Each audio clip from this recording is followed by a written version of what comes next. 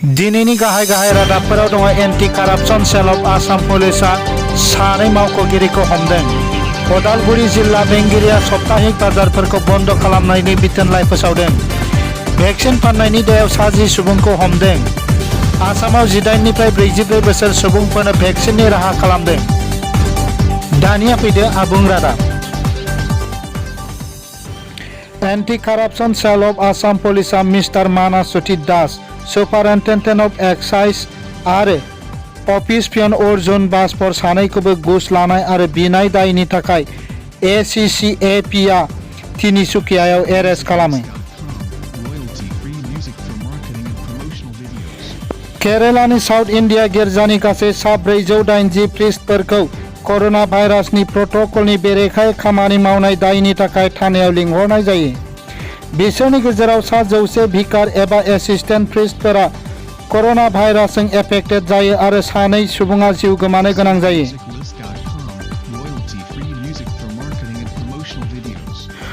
उदालगुरिनि जिल्ला बेंगिरि आरो डिस्ट्रिक्ट डिजास्टार मेनेजमेन्ट अथरिटिनि चेयारमेन प्रकाश रन्जन घरपालियाया उदालगुरि जिल्लानि सिङाव थानाय गासै सप्ताहिक बाजारफोरखौ कर'ना भाइरास पेन्डेमिकनि थाखाय बन्द खालामनाय जाथ'गोन होननानै मोनसे अर्डार फोसावदों।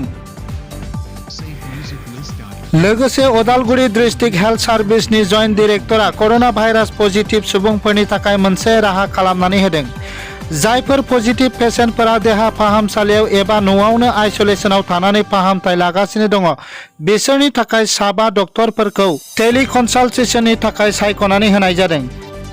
बिसोर 7 डक्टरफोरनि मुङा फारियै डक्टर भगीरथ दे, डक्टर चन्द्रकान्त साहा, डक्टर भद्रकान्त शर्मा, डक्टर लक्ष्मण बर', डक्टर बिश्वजित अजा।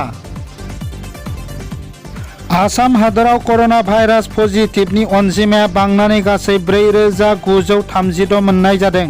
बेनिनो 46 सुबुङा जिउ गोमायो। कामरुप मेट्र'आव कर'ना भाइरास पजिटिभनि अनजिमाया गासै 1353। भारतआव दासिम गोदानै कर'नाजों सन्देरजानाय सुबुं अनजिमाया 4,12,000 जानानै दं आरो गोदानै थैनायनि अनजिमाया 3,980 सिम बांहैदों। थांनाय 5 मे खालि रेमडेसिविर भेक्सिनखौ इलिगेलि फाननायनि थाखाय पुलिसआ 10 सुबुंफोरखौ एरेस्ट खालामदों।